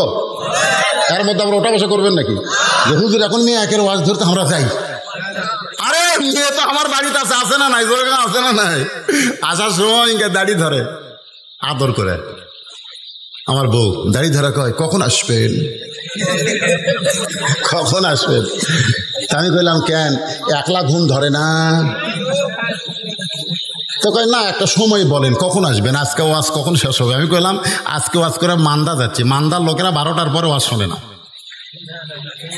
না না, 12টার পরে মান্দার লোকেরা ওয়াজ শোনে না। আমি শুনি শুনি। তো আমার বউকে আমি বললাম নাও আসতে পারি। বলে তাহলে কোথায় যাবেন? আমি বললাম যদি আজরাইল আমার ধরে তাহলে বলতরকে আসা যায়। আমার বউ কান্দের কয় আপনাকে আজরাইল ধরবে এই কথা আমার মনে হয় না, খালি পুলিশ ধরবে, র্যাব ধরবে, এটা আমার মনে হয়। আজকে যারা কোরআনের মাহফিলে বসেছো যুবক, এটা তোমাদের জীবনের শেষ মাহফিল হতে পারে। এশা নামাজ পড়ো নাই, তওবা করো। ফজর থেকে জীবনে একটা ওয়াক্ত নামাজ আর বাদ দিতেছিও না। ফজর থেকে নামাজ শুরু করে দাও। ইন্নাস সালাতা তানহা আনিল ফাহশাই ওয়াল মুনকার। একমাত্র নামাজই পারে মানুষকে যাবতীয় খারাপি থেকে বাঁচাই দিতে। রাসূল বললেন, ফাতেমা ওই যে একটা পাহাড় দেখতেছো? বলে হ্যাঁ। ওই পাহাড়ের পাশে কি একটা জঙ্গল দেখা যায়? বলে হ্যাঁ, ছোট্ট একটা জঙ্গল দেখতে পাই। রাসূল বলে, ফাতেমা ওই জঙ্গলের পাশে ছোট্ট একটা ঘর, ওই ঘরটা হলো একটা কাঠুরিয়ার ঘর। ওই কাঠুরিয়ার বউ জামিলা আল্লাহ তোমার আগে জান্নাত দিবে। রাসূল চমকে বলে, ওই কাঠুরের বউ জামিলা আল্লাহ তোমার আগে জান্নাত দিবে। সঙ্গে সঙ্গে ফাতেমা বলে, বাবা ওই কাঠুরের বউ জামিলা জীবনে কি এমন আমল করলো যে আমল করার কারণে আল্লাহ আমার আগে তাকে জান্নাত দেবে? রাসূল বললেন, ফাতেমা আমল যদি জানতে চাও তাহলে জামিলার বাড়ির যাও। পরের দিন আসরের নামাজের পরে ফাতেমা চুপি চুপি জামিলার বাড়ির দরজায়, মেয়েরা যখন রাস্তা দিয়ে যাবে শোরগোল করবে না চুপি চুপি যাবে? কথা কন, মেয়েদের কথা বলা চলবে? চুপি চুপি। মেয়েরা, আমার মায়েদেরকে বলতেছি, মা রাস্তা দিয়ে যখন যাবেন তখন এমন ভাবে যাবেন জনগণ যেন বুঝবার না পারে এটা কে যায়। এমন একটা কালো বোরকা পরবেন, বাবারে শোনেন শোনেন, একের চোখ মুখ ঢাকা লাগবে, চোখের চশমা কালো, হাতত মুজা কালো, পাওয়ার জুতা কালো। অনেক মেয়েরা বলবে, হুজুর এই গরমের দিনে যদি এইরকম পোশাক পরে আপনি পরেই দেখেন আল্লাহ জান্নাত থেকে আপনার শরীর এসি করে দিবে। যারা বোরকা পরে এরকম গরম লাগে না, যারা লাইলুদি বাড়ি করে বেড়ায় এরা গরমে আরো বগল কাটা পরবার চাই। জোরে আর এর কে বা সাইজ ভাই, এর কে সোপা খোপার কোনো ঢপই নেই। আমি ঢাকার এক মাহফিলে বলেছিলাম, এই যে মমতাজ যে আমাকে রোগলে ওয়াজ করে না, আমি বলছিলাম মমতাজ মেয়ে মানুষ না মরদ মানুষ? সব লোক কয় হুজুর মেয়ে মানুষ। আমি বললাম ওর চেহারা দেখলে তো মেয়া মনে হয় না, মনে আস্ত একটা আটার বস্তা। জোরে কোন কথা ঠিক কিনা? আগা গোড়া একেবারে লেবে। ব্যাপারটা নারীদের কোনো সাইজ আছে কে রে? হ্যাঁ, আমার মায়েরা শোনেন, মা ফাতেমা চুপি চুপি জামিলার বাড়ির দরজায় ওই কাঠুরের বউ জামিলাকে ফাতেমা ডাক দেয়, বলে জামিলা আমি নবীর মেয়ে ফাতেমা, আমি একটু আপনার ঘরে যাবার চাই। জামিলা দরজাতে এসে কাঁদতেছে। ফাতেমা কয়, কান্দো কেন?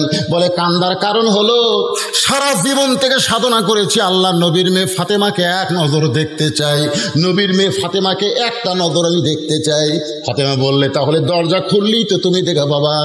জামিলা বলতেছে দরজা খুলবো কেমনে, কারণ স্বামী আমার বাড়িতে নাই, আর স্বামীর হুকুম ছাড়া ফাতেমার জন্য দরজা খুলতেও আমি বড় ভয় পাই। কার হুকুম? জোরে কথা কর না কেন? কার হুকুম? স্বামী রে, স্বামী।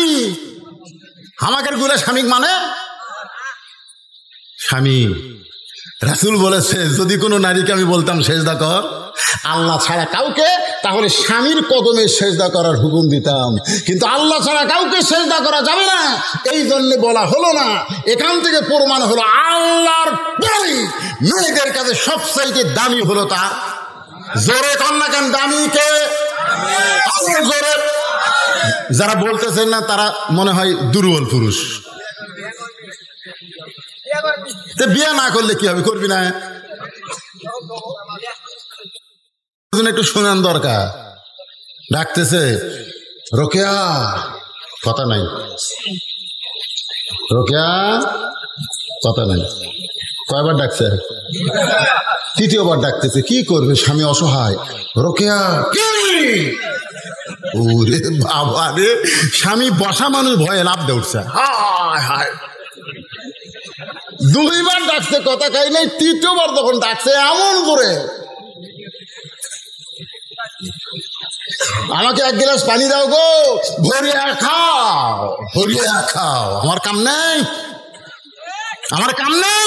আল্লাহ রাসূল বলেছেন, নফল নামাজের মধ্যে বউ যদি স্বামীর হয় আর স্বামী যদি তাকে ডাক দেয়, নামাজ বাদ দিয়ে স্বামীর সামনে দাঁড়াতে হবে, নামাজ বাদ দিয়ে। শুধু ফরজ নামাজ ছাড়া অন্য যে কোনো নামাজ। হ্যাঁ, কি হলো? এই যে আবার কি কয়,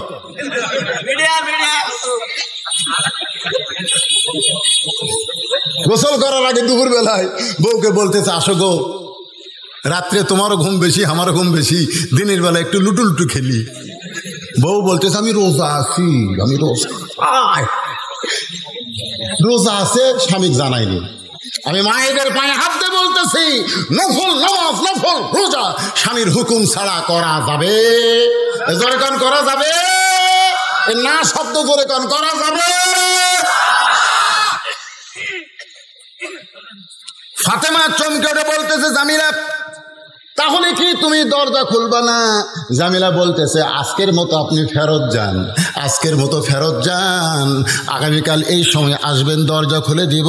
কারণ স্বামী যখন কাঠ বিক্রি করে বাড়িতে আসবে, স্বামীর কাছ থেকে দরজা খোলার হুকুম নিব। ফাতেমা মনে মনে কয়, আল্লাহ রে, এটা কেমন বউ রে, স্বামীর হুকুম নাই দেখে হামাক ঘুরে দিচ্ছে। কাক ঘুরে দিচ্ছে? খাতুনে জান্নাত ঘুরে দিচ্ছে, স্বামীর হুকুম নাই। পরদিন ফাতেমা আবার চুপি চুপি, কি আমলের কারণে আমার আগে জান্নাত যাবে জানা লাগবে না? পরের দিন আবার চুপি চুপি যেই বের হয়েছে, হোসাইন পিছন থেকে ডাক দেওয়ালে, মা গতকাল কোথায় গেছিলেন, আজকে আমি যাবো। একলা একলা তো ভালোই ঘুরতেছেন। ফাতেমা দেখলো হোসাইন তো যে দি কি করবে, হোসাইনকে সঙ্গে নিয়ে গেছে। দরজার কাছে যা হোসাইন বলতেছে, মা এই ভাঙ্গা বাড়ির দরজা আপনি গতকাল আসছেন, আবার আজকে পাচ্ছেন।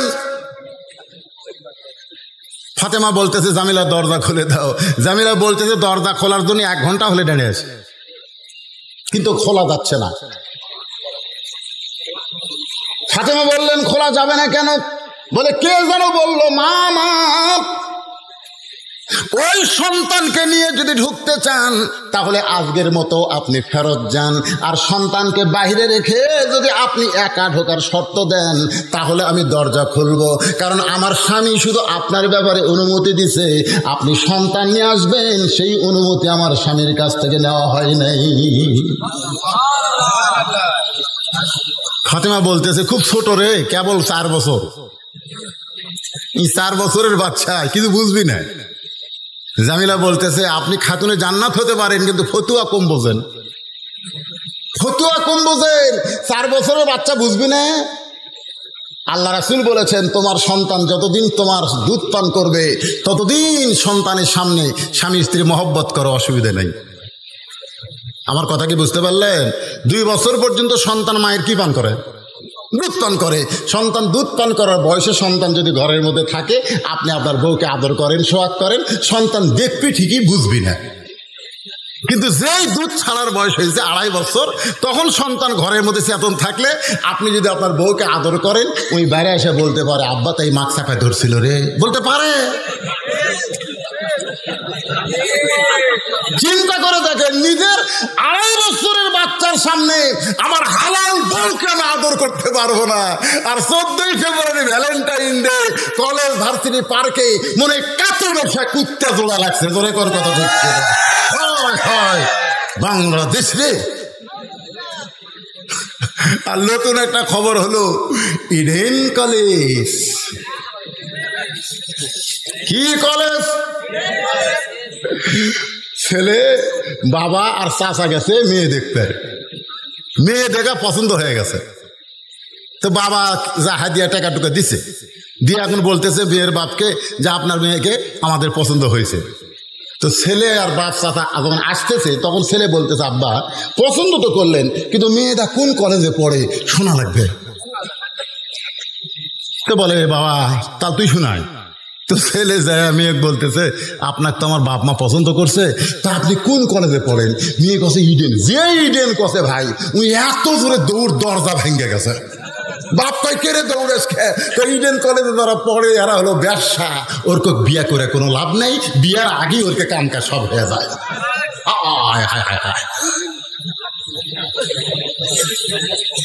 এই যুবকেরা,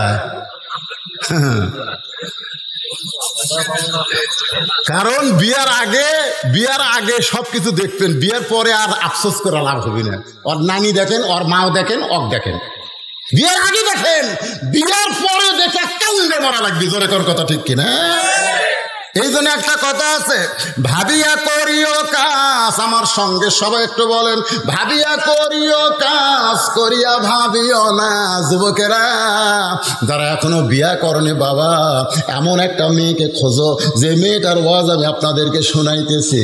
এবার ফাতেমা বলতে, জামিলা তাহলে আজকেও কি দরজা খুলবো না? বলে, আপনার হোসাইন সঙ্গে আছে, আজকেও দরজা খোলা যাবে না। হোসাইন সঙ্গে সঙ্গে বলে, মা এই বেয়াদব মেয়েটা আমার মতন ছোট্ট বাচ্চা সঙ্গে থাকার কারণে দরজা খোলো না। এই বেয়াদব মেয়েটার কাছে তুমি কেন আসো মা? ফাতেমা কান্দের বলে, হোসাইন রে, তুমি যারা বেয়াদব বলতেছো বাবা, তোমার নানা বলেছে ওই মেয়েটা তোমার মায়ের আগে জান্নাতে যাবে। হোসাইন, তুমি যাকে বেয়াদব বলতেছো, তোমার নানা বলেছে ওই মেয়েটা তোমার মায়ের আগে জান্নাতে যাবে। কোন আমলের কারণে? আমল হলো একটাই, যে মেয়েটা স্বামীর কথা মতো চলে ওই মেয়েটাকে আল্লাহ জান্নাত দিয়া দিবে। আমার মায়েরা যারা আছেন মা, 1 নম্বর আমল হলো নামাজ, 2 নম্বর হলো রমজান মাসের রোজা, 3 নম্বর সতীত্বের হেফাজত পর্দা করা, আর 4 নম্বর স্বামীর কথা মতো চলা। এই 4টে আমল যদি আপনারা করতে পারেন মা, আপনাদের আর কোনো ওয়াজ লাগবে না, আপনারা ফাতেমার সাথে জান্নাতি হবে। সুবহানাল্লাহ বলেন। নবীর কাছে গেছে, বুঝলেন? হোসেন কার কাছে গেছে? তাকান, কার কাছে? নবীর কাছে গিয়ে বলে, না আমার মায়ের আগে একটা মেয়ে জান্নাতে যাবে। তুমি কইছো কি আমল করে যা খোঁজ লেওয়া লাগবে কেন? দুনিয়ার যত কিছু আগে তোমার কাছে আসে, তারপরে মানুষের কাছে প্রচার হয়, ঠিক কিনা বলেন? আল্লাহ রাসূল এই যে কোরআন শরীফ দেখতেছেন, এরা আগে কার কাছে আইছে? এমন ভাবে নবীর এর মধ্যে দিলাম, লোকটা একটা বার অন্যার দিকে তাকালো না, বরং ব্যাগের মাথা ধরে আমার হাতে 6টা দিরহাম দিয়ে লোকটা চলে গেল। ও ফাতেমা, ওই 6টা দিরহাম নিয়ে আমি খাবার দোকানে গেলাম, দোকানদারকে বললাম, ভাই এই 6টা দিরহামের যতটুকু খাবার হয় ততটুকু খাবার দাও, আমার হাসান হোসাইন ক্ষুধার জ্বালায় কাঁদতেছে। দোকানদার 6 দিরহামের খাবার টোপলা করে যেই মাত্র আমার হাতে দিবার চায়, এমন সময় এক সায়েলকারী ফকির এসে আমাকে সালাম দেয়, বলে, আলী রে, আজকে 3 দিন হলে আমার বাড়িতে কোনো খাবার নাই। ও আলী, যদি পারো তাহলে আল্লাহর রাস্তায় একটু দান করো। ও ফাতেমা, আমার এত রাগ হয়ে গেল, কারণ আমি 6টা দিরহাম অন্যা বিক্রি করার টাকা দিয়ে খাবার টোপলা নিয়েছি, আর এমন সময় আমার কাছে যখন খাবার চাই, আমার এত রাগ হয়ে গেল, আমি যেন বলবো তুমি আমার কাছ থেকে সরে যাও। এমন সময় আল্লাহর কোরআন আমার সামনে দাঁড়ায় বলে, আম্মা সাইলা ফালা তানহার, আলী রে, সায়েলকারীকে ফিরাস না। আমি পকেট থেকে একটা দিরহাম বের করে ওই ফকিরকে যখন দিবার চাই, এমন সময় আল্লাহর কোরআন বলতেছে, ওমা তুনফিকু মিন শাইইন ফি সাবিলিল্লাহি ওয়াফা ইলাইকুম ওয়া আনতুম লা তুজলামুন। আলী রে, ফকিরকে যদি একটা দিরহাম দেস, আল্লাহ তোকে 10টা দিরহাম দেবে, 2টা দিরহাম দিলে তুই 20টা পাবি, 6টা দিরহাম যদি দেশ আলী, আল্লাহ তোরে 60 দিরহাম দিয়া দিবে। আমি আলী আল্লাহর কোরআনকে বিশ্বাস করে ফকিরকে যেই মাত্র 6টা দিরহাম দিলাম, ফকির কোথায় যেন চলে গেল। দোকানদার বলল, আলী ভাই, খাবার টোপলার খবর কি? আপনি তো টোপলা না নিয়ে ওই টাকা দান করে দিলেন। আলী বলতেছে, 2 বস্তা প্যাকেট কর, 1 টোপলা দিয়ে আমার হবে না, 2 বস্তা প্যাকেট কর। দোকানদারকে 2 বস্তা প্যাকেট করতে বলে আলী বলে, ফাতেমা, আমি বাজারের মধ্যে ঘুরতেছিলাম আর মনে মনে বলতেছিলাম, আমার আল্লাহ তো মিথ্যা বলবে না, আল্লাহর ওয়াদা সত্য, ইন্নাল্লাহ ওয়াদু হাক্কুন, আল্লাহর ওয়াদা হলো সত্য। এই বিশ্বাস করে বাজারের মধ্যে ঘুরতেছি ফাতেমা, এমন সময় দেখে একটা ব্যক্তি উট নিয়ে আসতেছে, আমারে সালাম দে, বলে আলী ভাই উটটা কি আপনি কিনবেন নাকি? আমি কইলাম আমার পকেটে একটা টাকাও নাই, আমি উটটা কেমনে কিনবো? উটওয়ালা বলতেছে 100 দিরহামে বাকিটা উটটা কিনেন, বিক্রি করে আপনি টাকা দিবেন, সেটাও কি পারবেন না? আলী বলে ফাতেমা রে, এই সুযোগ আমি হাতছাড়া না করে ওই উটটা 100 দিরহামে কিনে উটের বাজারে যখন নিয়ে গেলাম, চারিদিক থেকে খরিদ্দার আমাকে ঘিরে ধরে বলতেছে আলী ভাই এই উটের ব্যবসা কবে শুরু করলেন? আমি কইলাম কবে শুরু করি আর যখনই করি সেটা বিষয় না, উটটা তোমরা নিবা কিনা? এক খরিদ্দার কানে কানে বলতেছে উটটা আমার পছন্দ হয়েছে, আপনাকে 160 দিরহাম দিতে চাই। আলী বলে ফাতেমা ও 100 দিরহাম উটওয়ালাকে দিয়া বাকি 60টা দিরহাম দিয়া 2 বস্তা খাবার, 1 বস্তা কান্দে আর 1 বস্তা হাতে করে যখন দরজায়, তোমার কি মনে আছে তুমি দরজা বন্ধ করে দিলে? আমি বললাম ফাতেমা দরজা খোলো, তুমি শুধু বললা অন্য বিক্রি করে টাকা দিয়া 1 টোপলা খাবার হবে, 2 বস্তা খাবার কোথায় পাইলেন? যতক্ষণ 2 বস্তা খাবারের কথা না বলবেন ততক্ষণ আমি ফাতেমা দরজা খুলবো না। আর রিজালু কাওয়ামুনা আলান নিসা, আল্লাহর কোরআন বলতেছে পুরুষেরা নারীদের উপরে থাকবে। ফাতেমা দরজা না খুললে আমি বলবো না, ফাতেমা বলতেছে আপনি না বললে দরজা খুলবো না। ও ফাতেমা তোমার কি মনে আছে তুমি যখন দরজা খুললেই না, কারণ তুমি এমন একজন নারী, তুমি এমন একজন বউ, স্বামী কেমনে কামাই করে কুত থেকে নিয়ে আসে, বেতন পায় 5000 আর বাসা ভাড়া 10,000, প্রত্যেক বাজার ইলিশ কিনা আনে, এই শালা যে ঘুষ খায় এটা বইয়ের ধরার দরকার আছে না নাই? তুমি এমন বউ যে অন্য বিক্রয়ের টাকা দিয়ে 1 টোপলা হবে, তুমি 2 বস্তা দেখে যখন দরজাই খুললা না, তখন আমি কান্দের হাতে বসতাম রাগ করে আল্লাহর নবীর দরবারে।